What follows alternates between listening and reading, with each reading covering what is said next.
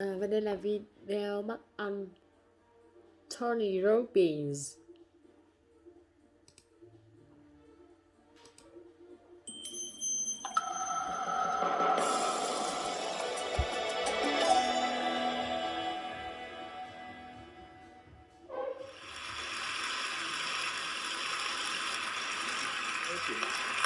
I have to tell you, I'm both challenged and excited. My excitement is I get a chance to give something back. My challenge is the shortest seminar I usually do is 50 hours. I'm not exaggerating. I do weekends, and what I do more than obviously coach people, but I'm into immersion. Because how'd you learn language? You didn't learn it by just learning principles. You got in it, and you did it so often that it became real. And the bottom line of why I'm here, besides being a crazy mofo, is that I'm really in a position. I'm not here to motivate you, obviously. You don't need that. And a lot of times, that's what people think I do. And it's the furthest thing from it.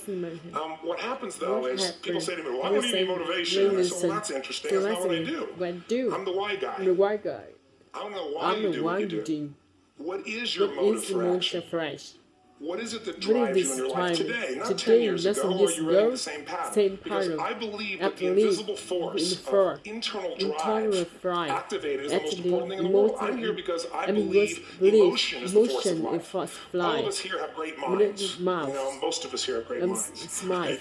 I don't know if I'm in the category, but we all know how to think. With our minds, we can rationalize anything, we can make anything happen. We can, I agree with what was described a few days ago about this idea that people work in their self-interest, but we all know that that's bullshit at times. You don't work in your self-interest all the time. Because when emotion comes into it, the wiring changes in the way it functions. And so it's wonderful for us to think intellectually about how the life of the world is, and especially those who are very smart. We can play this game in our head, but I really want to know what's driving you. And what I'd like to maybe invite you to do by the end of this talk is explore where you are today for two reasons. One, so that you can contribute more. And two, so that hopefully we can not just understand other people more, but maybe appreciate them more and create the kinds of connections that can stop some of the challenges that we face in our society today. They're only going to get magnified by the very technology that's connecting us. Because it's making us intersect. And that intersection doesn't always create the view of everybody now understands everybody and everybody appreciates everybody. So I've had an obsession basically for 30 years. And that obsession has been what makes the difference in the quality of people's lives.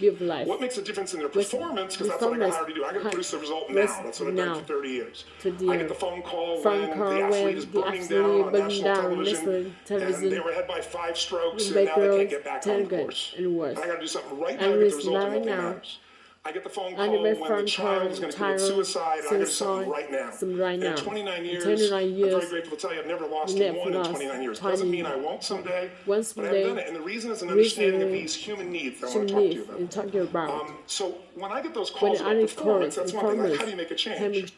But also, I'm looking to see what is it that's shaping that person's ability to contribute, to do something beyond themselves. So maybe the real question is, I look at life and say there's 2 master lessons. One is there's the science of achievement, which almost everyone in this room has mastered to an amazing extent. That's how do you take the invisible and make it visible, right? How do you take what you dream about and make it happen? Whether it be your business, your contribution to society, money, whatever it is for you, your body, your family. But the other lesson of life that is rarely mastered is the art of fulfillment. Because science is easy, right? We know the rules. You write the code, you follow and you get the result. Once you know the game, you up the ante, don't you? But when it comes to fulfillment, that's an art. And the reason is it's about appreciation and it's about contribution. You can only feel so much by yourself. So I've had an interesting laboratory trying to answer the question of the real question, which is what's the difference in somebody's life if you look at somebody like those people that you've given everything to, like all the resources they say they need. You gave them not a $100 computer, you gave them the best computer. You gave them love, you gave them joy, you were there to comfort them. And those people very often, and you know some of them I'm sure, end up the rest of their life with all this love, education, money, and background, spending their life going in and out of rehab. And then you meet people that have been through ultimate pain, psychologically, sexually, spiritually, emotionally abused. And not always, but often they become some of the people that contribute the most to society. So the question we've got to ask ourselves really is, what is it? What is it that shapes us? And we live in a therapy culture. Most of us don't do that, but the culture is a therapy culture. And what I mean by that is the mindset that we are our past. And everybody in this room, you wouldn't be in this room if you bought that theory, but the most of society thinks biography is destiny. The past equals the future. And of course it does if you live there. But what people in this room know, and what we have to remind ourselves of, is you can know something intellectually. You can know what to do and then not use it, not apply it. pride. So really we got to remind ourselves this decision is the ultimate power. That's what it really That's is. Now when you ask people, you know, have you failed to achieve something? How many have ever failed to achieve something significant in your life? Say I. Thanks for the interaction on a high level there. But if you ask people, why didn't you achieve something? Somebody who's working for you, you know, or a partner, or even yourself, and you fail to achieve a goal, what's the reason people say they failed to achieve? What do they tell you? Didn't know enough, didn't have the knowledge, didn't have money, didn't have time, didn't have technology, you know, I didn't have the right manager, didn't have the Supreme Court.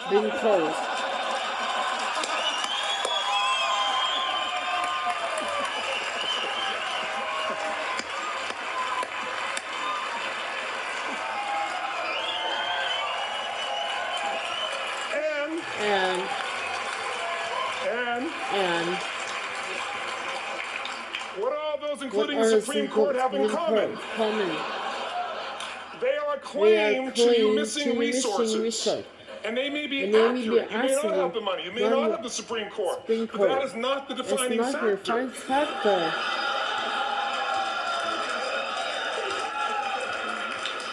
And you correct me if I'm wrong. The defining factor is never resources, it's resourcefulness. And what I mean specifically, rather than just some phrase, is if you have emotion, human emotion, something that I experienced from you day before yesterday on a level that is as profound as I've ever experienced, and if you communicate with that emotion, I believe you would have beat his ass and won.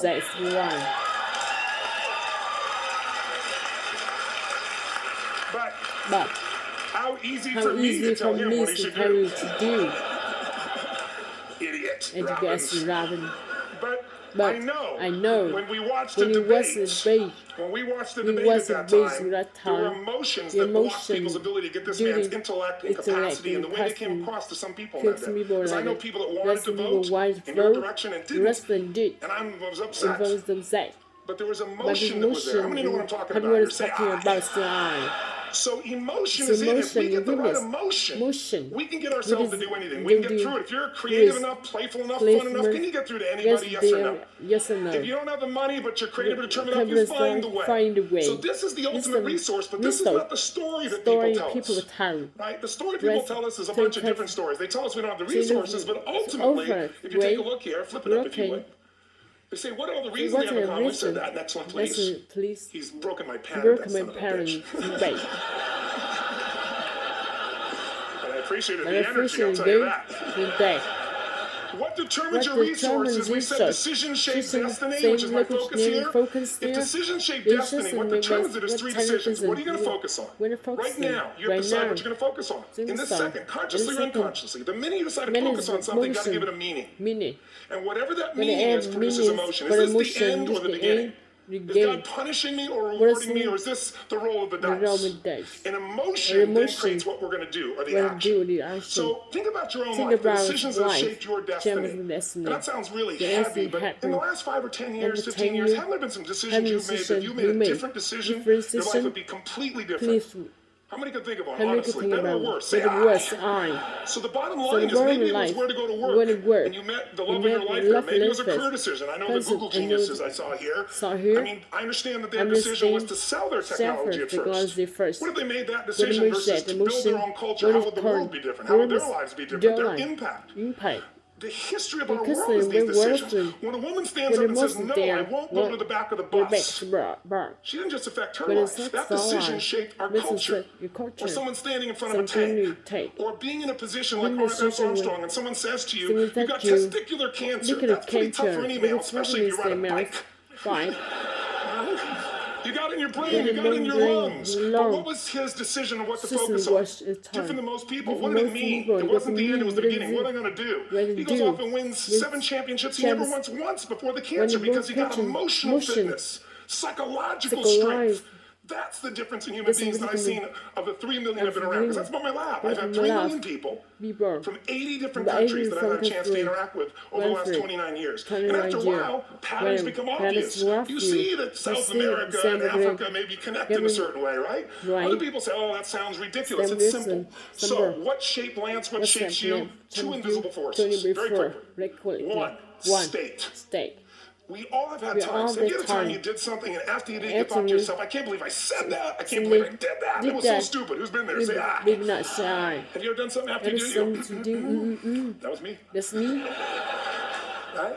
It Right? wasn't your ability, it was your Doing state. Your model of the Your world is what model of the shapes you world. long term. Long time. Your model of the world is Your the model filter. was the future. That's what's shaping That's us. the mission. That's what makes people make Mission decisions. We want to to do influence somebody. We got to know what already influences All them. your And influence. it's made up of three parts, I believe. First, First, what's your target? What are you what's after? target? What you Which I after? believe I it's not your believe desires. not You your need your desire. desires, the goals. How Go- many of you got a goal, desire, Getting and goals, thought, desire, is this all there is? You Somebody been there, say, start aye. with say I. So it's needs it's we have. need I we believe there are have. 6 human needs. Which the Second, once you know what the What target any that's driving you is, then you driving- uncover it. For cover the it. truth. You don't The form it, truth, you you're uncover forming, it. covering. Then you find out what your Then map, what's the from belief map, systems that are telling you system. how to get those How needs. gets your need? Some people think the way to get those needs is to destroy the world. Some people What's is to the build legal something, difference? create something, We're love someone. love And then someone. there's the fuel you pick. You So pick. very quickly, Very 6 quickly, needs. Let me tell you what they are. 6 First one, First one, certainty. certainty. Now these are not goals What or is desires. goal? These are universal. These are- Everyone needs certainty that they can avoid pain, at least be comfortable. Now how do you get it? And you Control get everybody, develop a skill, give up, smoke a cigarette. smoke a cigarette. And if you got totally Well, you're certain, totally ironically, even though we certain, all need you that, like you're not need certain this. about your health or your Health, children your or children, money, or money. you don't think about much. You're You not think sure the about ceiling's going to hold up. You're going to listen to any speaker. But when we go for certainty What differently, if- if we get total get certainty, total. we get what? What do you You feel get if you're one, certain? you You know what's feel. going to happen, when it's What going to happen, happen? how it's going to happen. What would you feel? You feel. Bored out of your mind. When So did you God, lost in in her God, infinite wisdom, wisdom, gave us a second Yes, human need, second which is human need. uncertainty. Uncertainty. We need variety. variety. We need surprise. When How many of you here love have you surprises? lost- Say aye. Say aye. Bullshit. You like the surprises Listen, you want. We're what? The ones you don't.